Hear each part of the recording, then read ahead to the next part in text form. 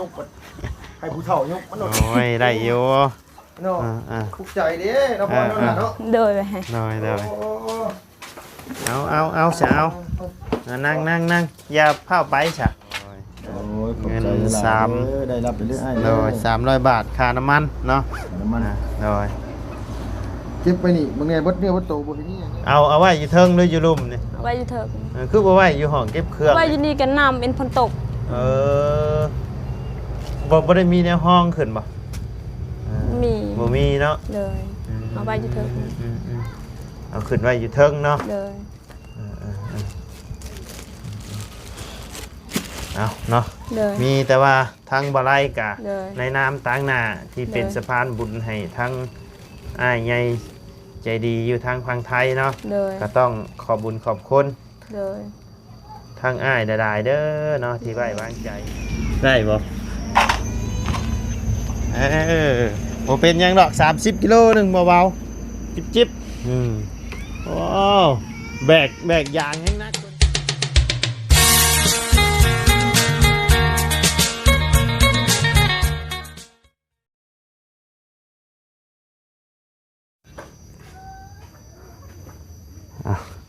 กับทักทายสบายดีเด้อพ่อแม่พี่น้อง FC เบิร์ดสุขุสู่คนเนาะเพราะว่าอยู่ในและต่างประเทศก็ยินดีต้อนรับเข้าสู่ช่องบ่ไล่คือเก่าพี่น้องพบเจอกันเมื่อนี้ก็อยู่ทางบ้านสาวมอนนอนหนาวเพิ่นคือเก่าเนาะพี่น้องเข้ามาหาเพิ่นก่อนพี่น้องเลยดนแล้วบ่ได้มาหาเพิ่นเนาะก็มีทางอ้ายใหญ่ใจดีเพิ่นเนาะฝากเงินมาให้ทางวาไลซื้อข้าวมาให้ทางสามอนเพิ่น30 กิโลเนาะพี่น้องแล้วก็นมกับมีเนาะให้ซื้อมาให้สามอนแน่เห็นว่าเห็นทางวาไลข่าวมาเมื่อนั้นคือจังว่าเป็นไข่เบิดครอบเบิดครัวเนาะพี่น้องก็เลยทางอ้ายใหญ่ใจดีเพิ่นก็เลยให้ซื้อเข้ามาให้เนาะมาเข้าไปถามเบิ่งเด้อว่าข้าวน้ำเพิ่นมีอยู่มีกินอยู่บ่เนาะหรือจังไดพี่น้องก็เลยบ่ได้เข้ามาก็ได้บอกทางอ้ายเพิ่นว่าก็น่าจะบ่มีหรอกเนาะพอดีอ้ายเพิ่นก็ฝากเงินมาให้ทางว่าไล่ซื้อ30 กิโลเนาะพี่น้องบ่ได้ฮอดสอบดอกแต่ว่าแล้วก็ซื้อคันสิซื้อเป็นสอบก็ได้อยู่พี่น้องแต่ว่าทางอ้ายเพิ่นว่าให้ซื้อเป็นนมเป็นมีน้ำก็เลยบ่ได้เป็นสอบเนาะพี่น้องการเอาเป็นสอบกะ600,000ปลายเนาะพี่น้องตกอยู่สอบละ1,000นี่แหละเอาที่เข้าไปหาทางสามอนเพิ่นก่อนเนาะพี่น้องเลยเป็นจังใดเป็นไข่เป็นหนาวเศร้าแล้วบ่เนาะพี่น้องเลยไปปุ๊บเนาะพี่น้องเลยกวดเฮือนเนาะฝนตกบ่เมื่อคืนนี่มันไหลเข้ามาฮอดในเลยบ่หรือว่ามันสาดเข้าเฉยๆไหลมาเลยนี่ไม่นะสบายดีเด้อสมอนเด้อ เลย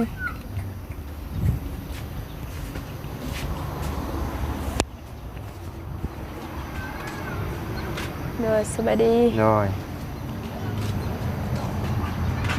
บ่ได้ไปเวียกบ่มื้อนี้ บ่มาแต่หาย มาแต่หาเฮ็ด โดย ได้หลายบ่เฮ็ด มาแต่หาย โอ้มาแต่ให้ โดย ก็เดี๋ยวไปหาเฮ็ด แม่หันมาแต่หาย ว่าได้บ่ได้ยินพี่น้องเอ้ย โดย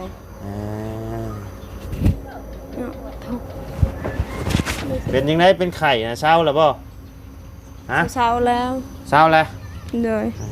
เอามานั่งอยู่แจนี่ก็ได้นี่มานั่งอยู่แจนี่มานั่งอยู่นี่นั่งอยู่นะโอเคโอ้อยากมืดเนาะ โดย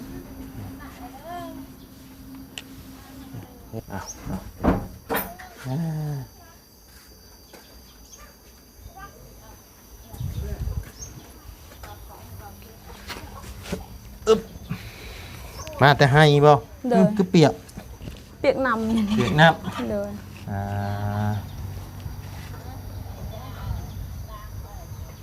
ปลูกแล้วบ่ข้าวให้นะ ปุแล้ว ได้แล้ว โดยแล้ว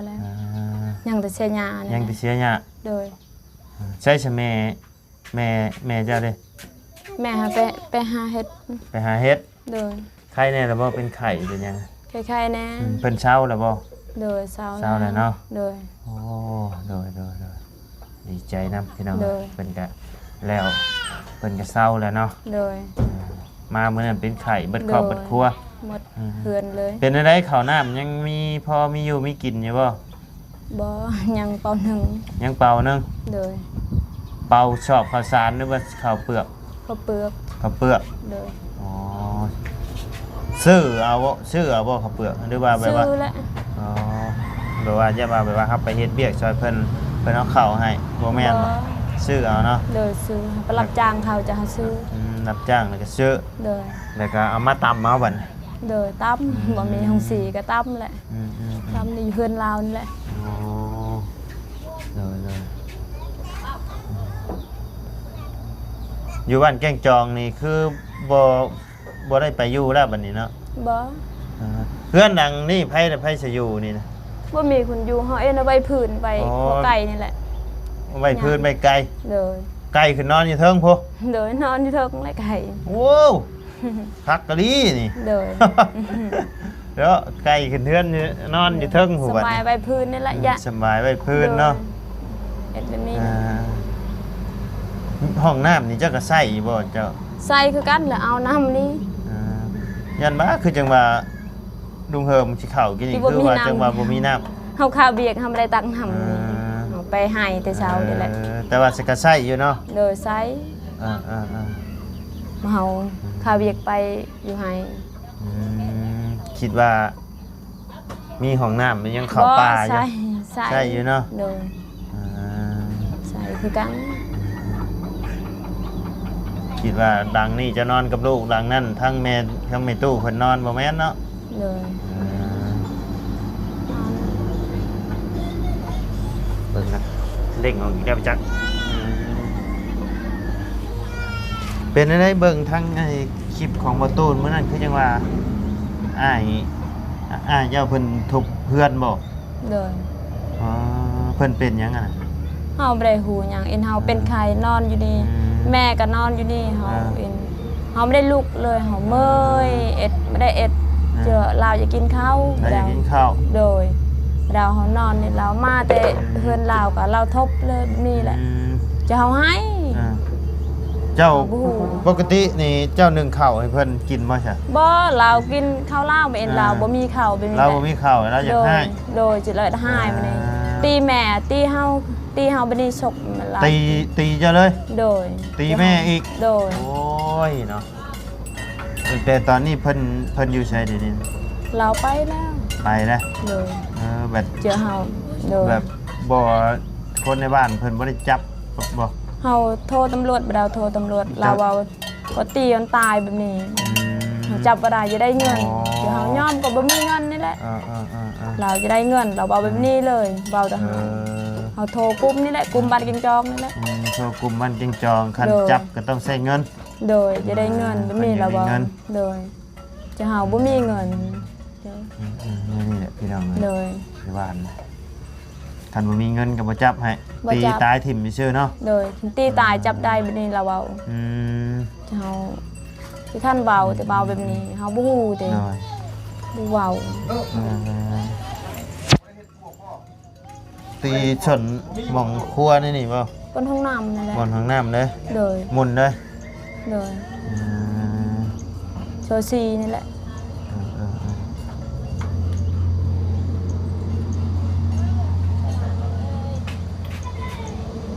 ตายเนาะ โดยยังบ่มีเงินนี่แหละ ปกติเพิ่นก็บ่ได้กินน้ำเจ้าบ่แม่นบ่ บ่มันได้กินน้ำเฮาบ่เอ็นเราบ่มีเขานี่แหละ อืม ก็หายเฮาบ่มีหนึ่งลูกก็เป็นแม่ก็เป็นเฮาเป็นนอนอยู่นี่แหละเฮาแดดแห้ง นอนอยู่นี่หิวข้าวมาหิวข้าวแล้วคิดซูนให้ โดยศูนย์ก็ตีแม่ตีเฮานี่แหละ โอ้ยเนาะพี่น้อง โดย ใหญ่แล้วยัง โดยนี่ เข่าแล้วบ่แม่นว่าใหญ่หรอก โดย เข่าแล้วเนาะพี่น้อง เอา เอ้ย แล้ว ก็ยังไงอาศัยน้ โดย ำกินน้ำแม่น้ำนอง อาศัย อยู่ กับผู้เดียว ตัวเอง หา ก็ยัง เลย บ่รอดโอ้ย ยพี่น้อง นี่แหละผู้เดียวเฮาหามไปเลี้ยงแม่เลี้ยงลูกนี่เฮาหาย คือสามอนเพิ่นนี่ก็ โดย จักอันใดสิเลี้ยงลูกจักอันใดสิเลี้ยงแม่ โดย อ้ายเป็นยังมาเฮ็ดในนี่เนาะ โดย โอ้ยพี่น้อง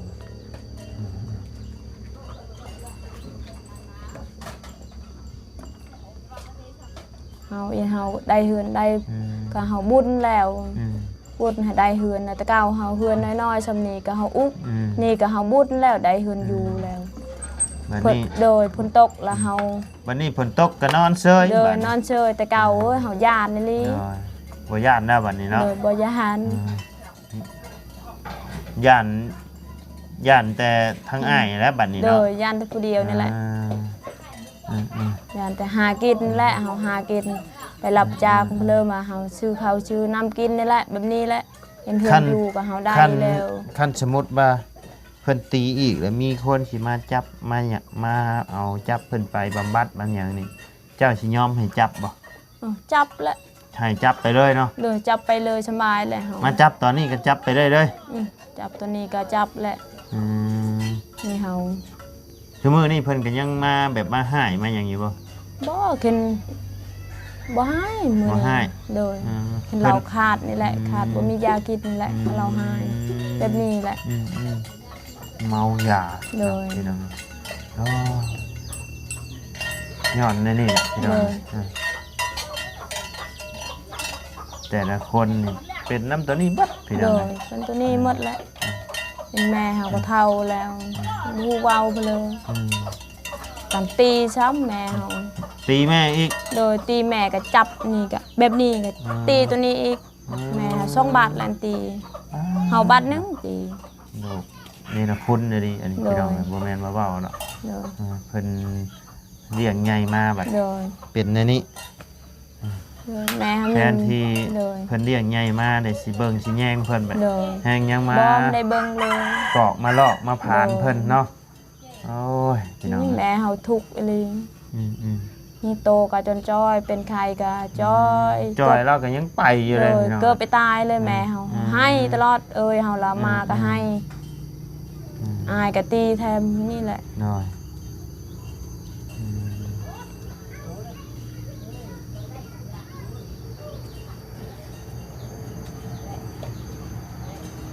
เนี่ยแต่ชีวิตตัวเองผู้เดียวก็ยังบ่รอดเนาะกินช้ำนี่ก็ยังบ่กุ้มเจ้าของ เลย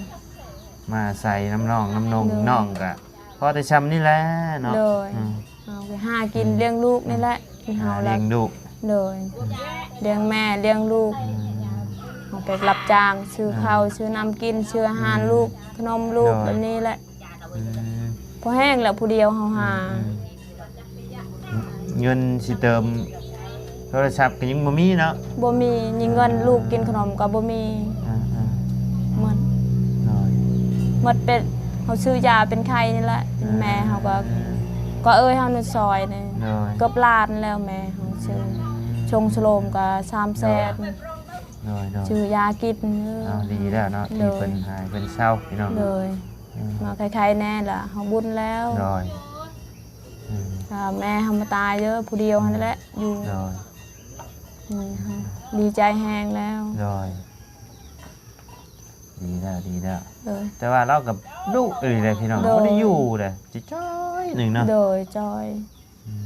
เจ้าก็จ้อยลงเลยเดี๋ยวนี้เนาะ จ้อยเฮาเป็นไข้หมด2อาทิตย์เฮาไม่ได้กินเลยข้าว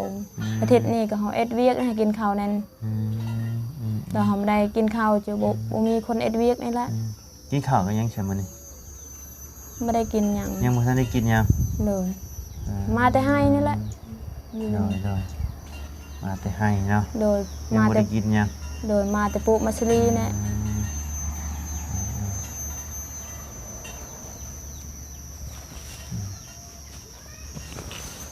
เอามื้อนี้ก็มีทางอ้ายใหญ่ใจดีเนาะเพิ่นได้ฝากเงินมาให้ทางบ่ไล โดย ให้ซื้อข้าวมาให้เจ้า30โล โดย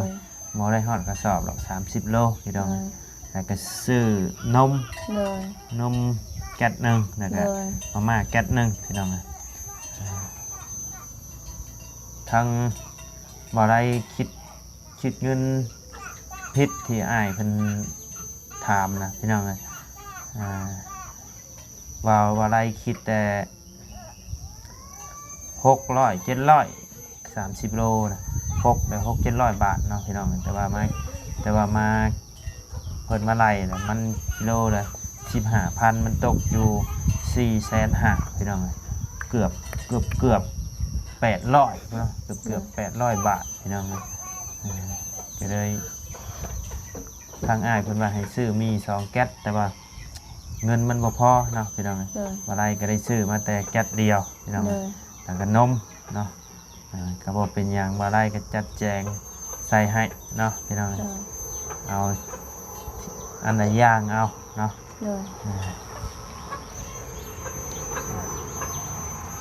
เอามีแต่ว่าไปเอาข้าวกับมาม่ามาไปอยู่ไปกินเนาะ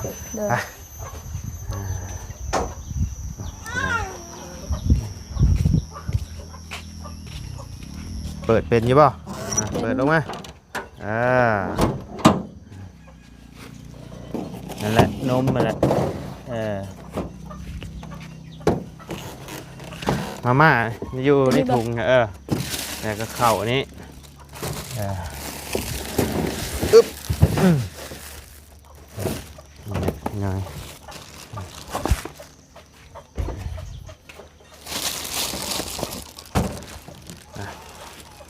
ได้บ่ละมั้งเด็กได้บ่นะได้บ่ลุงบ่ย่านนอกลุงนี่น้อยสบายดีเด้อจะฆ่าได้พี่น้องบ่เชื่อก็สิได้นะผู้น้อยผู้นุ่มยกให้ผู้เฒ่ายกมันโอ้ยได้อยู่เนาะทุกใจเด้เนาะพ่อเนาะโดยไปน้อยเด้อเอาซะเอานั่งอย่าพาไปซะเป็นเล่นที่2ชั่วโมงแท้เด่นว่ะเป็นเล่นที่2ชั่วโมงแท้ว่ะจะเป็นบ่รู้มั้ยเบิ่งนี่กว่านี่เบิ่งนี่เบิ่งป้าลุงนี่นี่ไงไปป้าลุงน่ะป้าลุงดอยกินแล้วข้าวน่ะลูกกินแล้วไปกินแล้วข้าว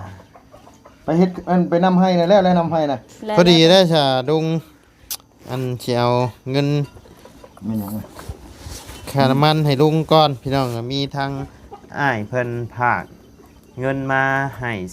ใส่น้ำมันเนาะเท่าไหร่เนาะ200หรือ300ลุง200,000 กีบโอ้พอดีนะขากลับพอดีได้ขนาดน้ำมันขากลับพี่น้องไง1 2บ่ได้มีปลายเลยข้างเกยเขาเอาไม้เคียดินเด้อลุงเด้อโอ้ยเงินโอ้ยเงินได้รับไปเรื่อย300 บาทค่าน้ำมันเนาะน้ำมันโดยเก็บไปนี่บางแง่บดเนื้อบดโตบ่เห็นมีหยังเลยเห็นน่ะลุงกับพ่อลุงเดี๋ยวนี้ล่ะไปใส่กระบุกใส่ไม้ใส่ในกระดุ้งต้องกราบขอบคุณขอบคุณขอบใจทางอันยังจะดีเพิ่นหลายเด้อที่เพิ่นได้สดซอยค่าน้ำมันน้ำมันในการเดินทางเนาะพี่เนาะแต่ในการขอให้อ้ายอายุมั่นขวัญยืนความเจ็บจะได้ความไข่อย่ามีเด้อปรารถนาสิ่งใดก็ขอให้สมความมุ่งมั่นปรารถนาทุกประการเหตุธุรกิจการงานยังอยู่ก็ขอให้ร่ำให้รวยขอให้เจริญขึ้นขอให้มีศีลมีธรรมขอให้สิ่งศักดิ์สิทธิ์ปกปักรักษาครอบครัวชาติอ้ายสิ่งสำคัญก็คือสุขภาพพลามัยขอให้แข็งแรงตลอดปีตลอดไปเด้อสาธุเนาะมื้อนี้ก็ได้ชื่อนมอย่างนี้นะยับมาพี่ลูกหลานมายับมาพี่ชื่อนมกับข้าวคักเด้อไอ้พ่อได้กินนมนะบาดนี้นะพ่อเนาะชื่อนมกับข้าวมาให้ทางอ้ายเพิ่นมาเห็นทั้งแม่สาวมอนเพิ่นนี่จ้อยก็เลยอยากให้ชื่อนมนี่มาให้ทั้งแม่เพิ่นกินแน่เนาะก็กินน้ำกันนั่นแหละเด้อมีแต่ว่าอยากให้ทั้งเจ้าขอบุญขอบคุณทั้งอ้ายใหญ่ใจดีเพิ่นเด้อโดยอะไรบอกแม่ฮู้ละก็บอกคือที่คือเคยว่าแล้วบ่เคยเว้าบอกตำแต่กันบ่ไล่แหละบ่ไล่บอกแล้วฮู้แล้วให้ค่อยบอกเด้อที่ลุงเฮิมเพิ่นเฮ็ดเฮือนให้นี่เจ้าขอบุญขอบคุณเพิ่นแนวได้ซะ ลุงเพิ่มบอกแหละครับผม ลืมเลย ลืมแล้วเด้อ โอ้ยลืมไปแท้เนาะ เด้อ ขอบบุญขอบคุณ ขอบคุญขอบคุณ อ้ายใหญ่ใจดี อายใหญ่ใจดี อยู่ทางพังไทยเนาะ โดยทางฝั่งไทย ที่ได้ซื้อข้าว ได้ ซื้อมาม่านมให้ทั้ง ได้ซื้อข้าวซื้อมาม่าให้นม โดยก็ขอให้อ้าย ขอให้อาย อยู่ดีมีแห้ง อยู่ดีมีแฮง ความเจ็บบ่ให้ได้ ความเจ็บจะได้ ความไข่บ่ให้มี ความใครจะมี ปรารถนาสิ่งใด ปรารถนาสิ่งใด ก็ขอให้ได้สมความมุ่งมั่นดังปรารถนา คนคนลืมแท้ สาธุเนาะ สาธุ เป็นเว้าลืมมาแหละลืมไปแท้จื้อเด้อบัดนี้เด้อ ได้จื้อแท้ โดย โดยเอาเนาะเข่านี่ก็คือสิได้โดนเติบอยู่ดอกเนาะ โดย 30 กิโลพี่น้อง โด เอ้ย ย เอาไว้อยู่เทิงหรืออยู่ลุ่มนี่ เอาไว้อยู่เถอะ คือบ่ไว้อยู่ห้องเก็บเครื่อง ไว้อยู่นี่กันน้ำเป็นพนตก เออบ่ได้มีแนวห้องขึ้นบ่มี บ่มีเนาะ เลยเอาไว้อยู่เถอะ เอาขึ้นไว้อยู่เทิงเนาะ เลย เอาเนาะ เลย มีแต่ว่าทางบ่ไล่กะ เลย ในน้ำต่างหน้าที่เป็น เลย สะพานบุญให้ทั้งอ้ายใหญ่ใจดีอยู่ทางฝั่งไทยเนาะ เลย ก็ต้องขอบบุญขอบคุณ เลย ทางอ้ายดายๆเด้อเนาะที่ไว้วางใจให้ทางน้องเป็นสะพานบุญให้ก็ขอให้อ้ายอยู่ดีมีแห้งความเจ็บบ่ให้ได้ความไข้บ่ให้มีเด้อเนาะปรารถนาสิ่งใดก็ขอให้ได้สมความมุ่งมั่นดังปรารถนาเพราะว่าเสียธุรกิจการงานอย่างก็ขอให้เฮงๆปังๆดำๆได้ด้วยตลอดปีและตลอดไปเนาะและที่สำคัญก็คือขอให้สุขภาพร่างกายพร้อมครอบพร้อมครัวให้อยู่ดีมีแห้งเนาะถูกเอาโอเคจ้ะ เลยหา ทั้งในข่อยกับสิกลับ เลย ออกปะเด้อบัดนี้เด้อ เลย ไปเวียกไปงานต่อก่อน เลย มื้อหน้ามื้อในสิ เลย มาเยี่ยมมายามใหม่เด้อ เลย โดยเอาโอเคซะเนาะพ่อแม่ เลย พี่น้องสำหรับคลิปนี้ทางบ่ได้ก็สิได้ขอจบคลิปลงไว้เพียงสำนี้ก่อนเด้อพี่น้องเด้อ เลย ขอบคุณขอบคุณพ่อแม่พี่น้องและ FC เบิร์ดสุขุสุคนเนาะที่เข้ามาติดตามและรับชมทั้งช่องบ่ไล่พะลุยเนาะแต่ถ้าบ่ไล่เว้าอีหยังบ่ถูกบ่ต้องบ่จบบ่งามก็ต้องขอโทษขออภัยนำพ่อแม่พี่น้องเบิร์ดสุคนเนาะสำหรับคลิปนี้บ่าวไล่สามอนขอโตวไปเด้อพี่น้องเด้อสำบายดีไป สบายดี นอนไปเอาขึ้นได้บ่เอาขึ้นได้บ่คันได้เลยคันบ่ได้เลยสิเอาขึ้นให้เบิ่งก่อนพี่น้องเลยได้บ่บ่เป็นหยังดอก30 กิโลหนึงเบาๆจิบโอ้แบกยางแห้งนักกว่านี่เนาะเอาไว้หันก่อน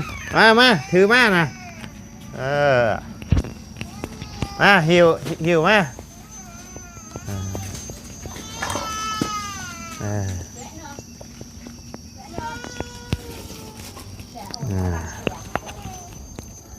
เรียบร้อยบาทนี้เนาะพี่น้อง